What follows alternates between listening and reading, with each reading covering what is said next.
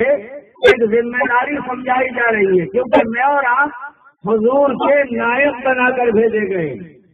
یہ الگ بات ہے کہ پیٹ نے کسی کو مزدور بنایا ہے، پیٹ نے کسی کو ملازم بنایا ہے، پیٹ نے کسی کو ڈاکٹر بنایا ہے، پیٹ نے کسی کو لائر بنایا ہے، پیٹ نے کسی کو حاکم بنایا ہے، پیٹ نے کسی کو تاجر بنایا ہے، پیٹ نے کسی کو زارے بنایا ہے، پیٹ نے کسی کو ٹھیکیدار بنایا ہے، پیٹ نے کسی کو جمعدار بنایا ہے۔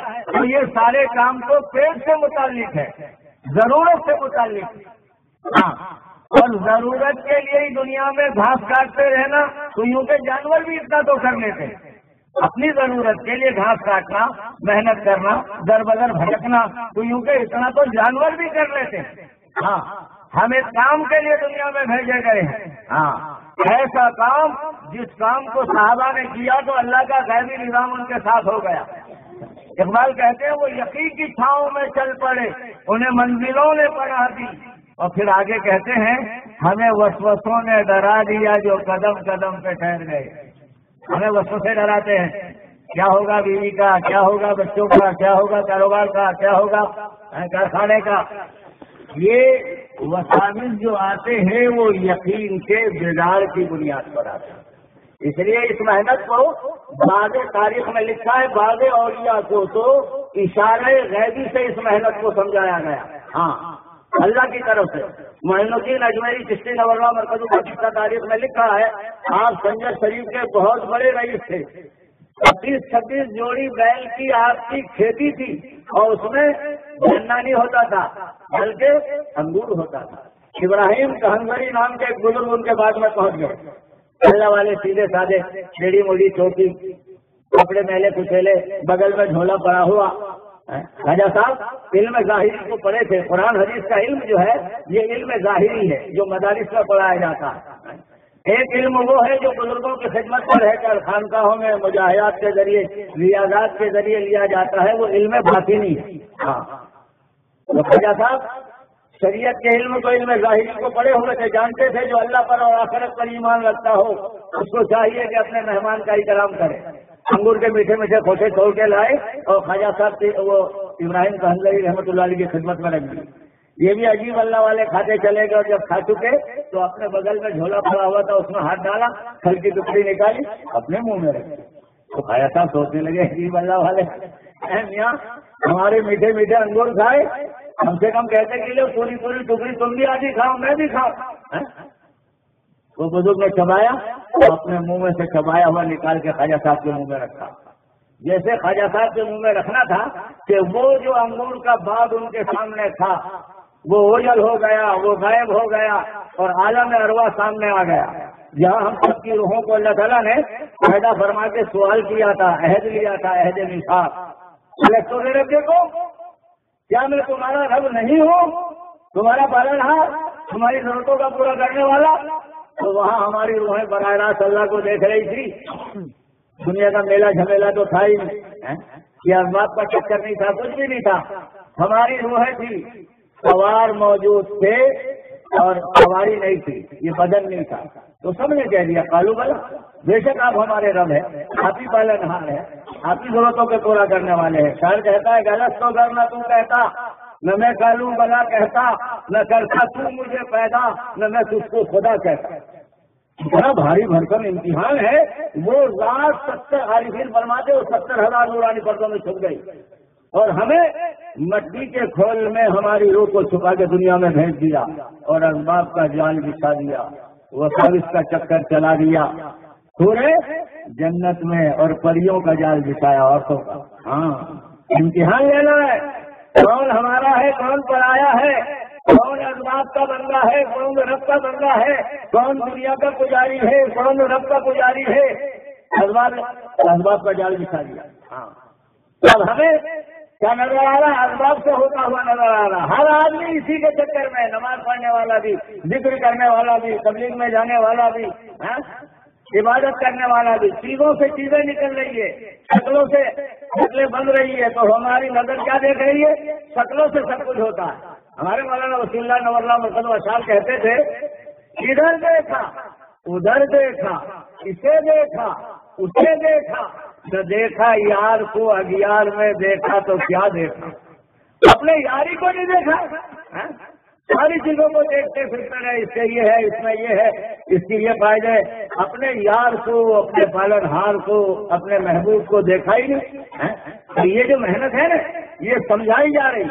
خواجہ صاحب کو جیسے وہ لقمہ ان کے منہ میں رکھا تو ان کا باپ غائب ہو گیا اور عالم عروہ سامنے آیا اور ہاتھی سے غیب سے آواز آئی، معین الدین تم گلزار محمدی کو سینچنے کے لیے دنیا میں آئے ہیں، نہ کہ انگور کے باپ کو۔ دیکھا اشارہ مل گیا۔ ہاں پھر خواجہ عثمان ہارونی نور اللہ مرکزوں کی خدمت میں پہنچے۔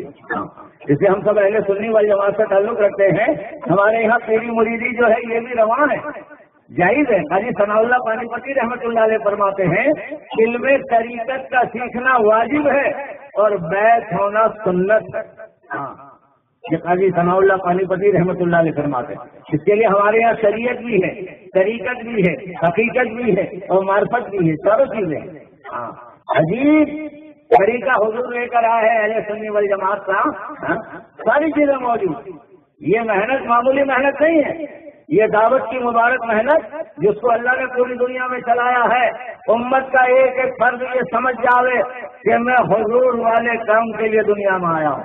تو روٹی کا کیا ہوگا؟ کیونکہ روٹی سب کو ڈراتی، پگڑی کا جو دادا ہونے کا پوری دنیا میں دعویٰ کرا، حالانکہ وہ دادا نہیں، اندر سے کھوکھلا ہو گیا، لیکن وہ بھی روٹی سے ڈرتا، روٹی۔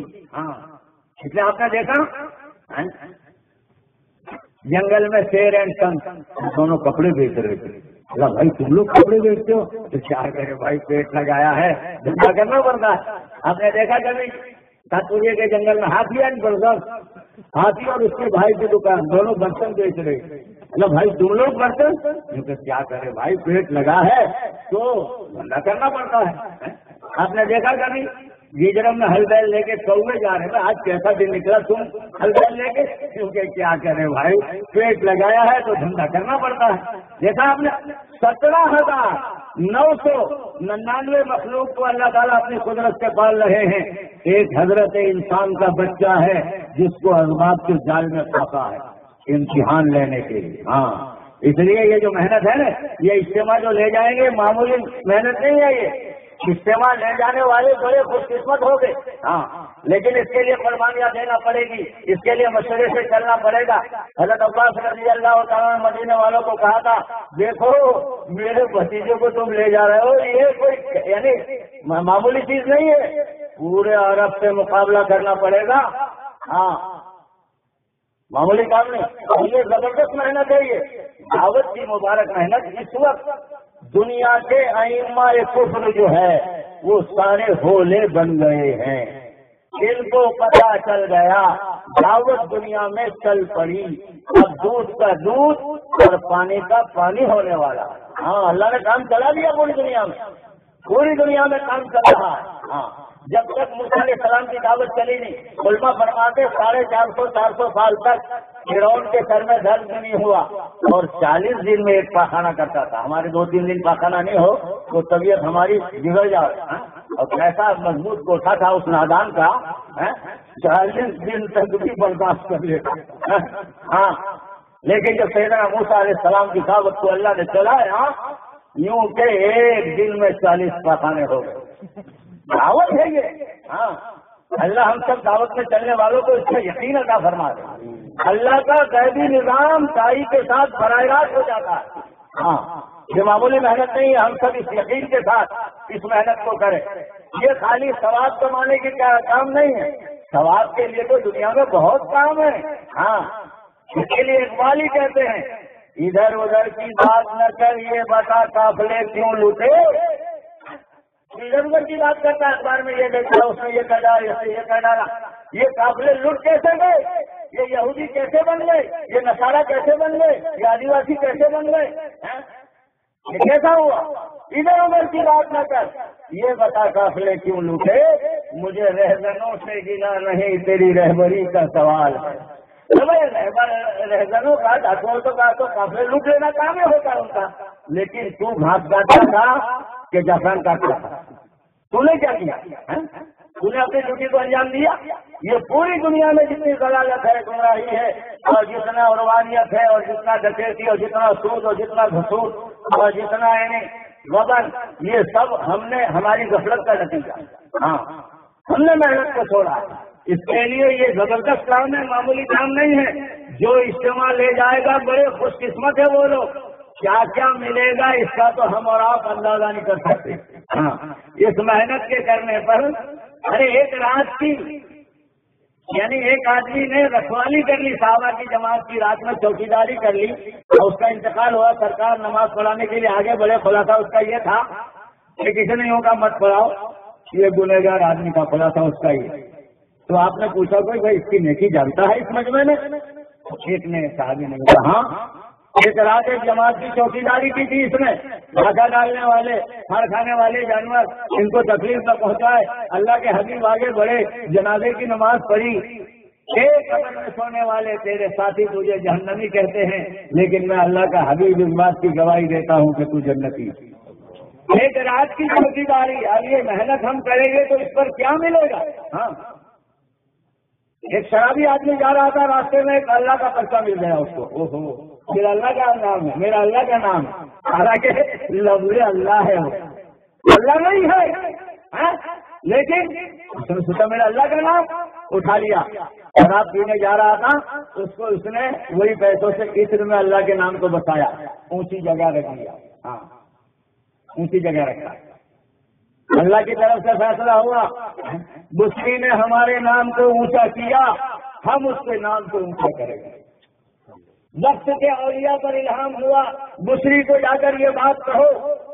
مولانا جہاں جی نور اللہ عمر قدری یہ قصہ سناتے تھے، اللہ ان کو دریا کے عالیہ عطا فرمائے. ہاں، یہ کہ جا کے خبر کرو. تو حسن بصری رحمۃ اللہ علیہ خبر دینے کے لیے آئے. تو یہ سمجھے یہ اپنے گنہگار آدمی صحابی ضروری ہے. یہ اولیاء کیا نصیحت کرے گا؟ ڈر رہے تھے کیونکہ بھائی